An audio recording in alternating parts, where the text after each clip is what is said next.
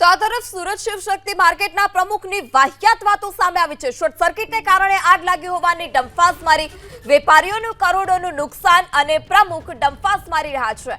પાર્કિંગમાં દુકાનો અંગે કોઈ ખબર ન હોવાનું રટણ। લો બોલો પ્રમુખ છે અને પાર્કિંગમાં દુકાનો અંગે તેઓને કંઈ જ ખબર નથી। અત્યારે જ પ્રમુખ બન્યા હોવાનું કહી પ્રમુખે હાથહત્તર કરી દીધા। કંઈ જ ખબર ન હોવાની ડંફાસ મારતો પ્રમુખને શું તે લેવા દેવા છે આ સમગ્ર ઘટનાથી તેવું કહી તેઓએ હાથ પણ અદ્ધર કરી દીધા। મને નથી ખબર તે જ પ્રકારનું પ્રમુખે રટણ કર્યું અને હાથ અદ્ધર કર્યા। ત્યારે સૌથી મોટો સવાલ કે પાર્કિંગમાં દુકાનો બની શું પ્રમુખ ઊંઘતા હતા? વેપારીઓ બરબાદ થયા અને પ્રમુખ ડંફાસ મારી રહ્યા છે। દુકાન માર્કેટમાં કેટલી દુકાનો આવેલી છે? 43 દુકાન છે, 6 ફ્લોર છે, 843 દુકાન છે। કઈ રીતે અત્યારે આગજની ઘટનાથી એનું કારણ શું આવ્યું? શોર્ટ સર્કિટ છે, એમાં શું છે? શોર્ટ સર્કિટ છે તો જો થાય છે બધાને ખબર છે, સામે જ છે।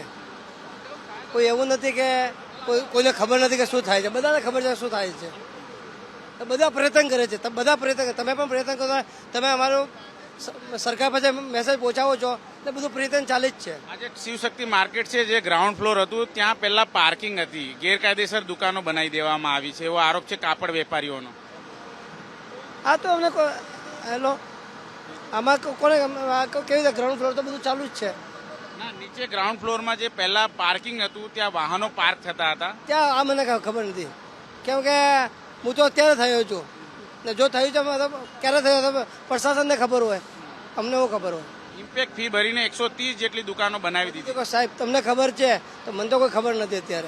અત્યારે તો મારું એક જ ધ્યેય છે કે આગ બુઝાઈ જાય, બધાને જવાબ આપી દઈશ। આગ બુઝાવવું જરૂરી છે। તમે પ્રમુખ છો, તમને કેમ ખ્યાલ નથી? મારો નાનો વેપારી છે, અત્યારે બધા આ ટેન્શનમાં છે, એને માટે તમે શું કરો છો? આ કરો।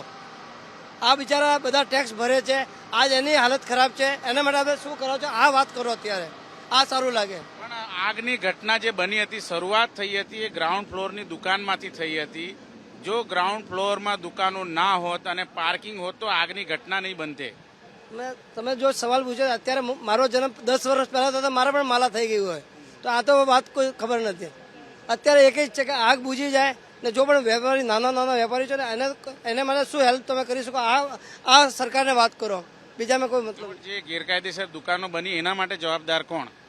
મને શું ખબર? આ તો કોને મને સવાલ પૂછાય? સરકારને પૂછાય।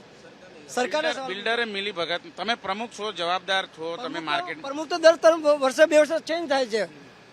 પ્રમુખ તો શું લેવું દેવું? પ્રમુખ તો દર વર્ષે વર્તમાન પ્રમુખ છે તો તમારી જવાબદારી નહીં આવે? આમાં તો સરકારને તમે પૂછો કે કોની જવાબદારી છે, આમાં હું કેવી રીતે કહું મારી જવાબદારી છે? 130 દુકાનો છે એ પાર્કિંગ એરિયા હટાવીને બનાવી દીધી। ટેરેસ ઉપર 28 દુકાનો પતરાના શેડમાં છે। આ રીતે ગેરકાયદેસર દુકાનો બની, એ આગનું કારણ એ જ છે। તો આમાં તો મને ખબર નથી સર, અત્યારે મને ખબર નથી આમાં તમે એક સાહેબ કામ કરો, બધા સવાલ પૂછ્યા, મારો એક સવાલ તમે સાંભળો, મારે આગ બુઝાવી દો ને મારા નાના વેપારીનું ધ્યાન રાખી દો, બસ। બીજું મારે કોઈ જરૂર શું માંગણી છે તમારે સરકાર પાસે? કયા પ્રકારે સહાય મળવી જોઈએ? નાના વેપારી લાઈફ ટાઈમ ટેક્સ ભરે છે, એને માટે સરકાર શું કરે છે આ મારી માંગણી છે। બધા નાના વેપારી છે, નહીં તો આ બધા કેટલા સુસાઇડ કરશે, કેટલા શું થાય, તમે કોઈ આ સવાલ કોઈ નહીં પૂછતા કે આ વેપારી ક્યાં છે? આ વેપારીને તમે પૂછો ને આ વેપારી માટે તમે શું કરો?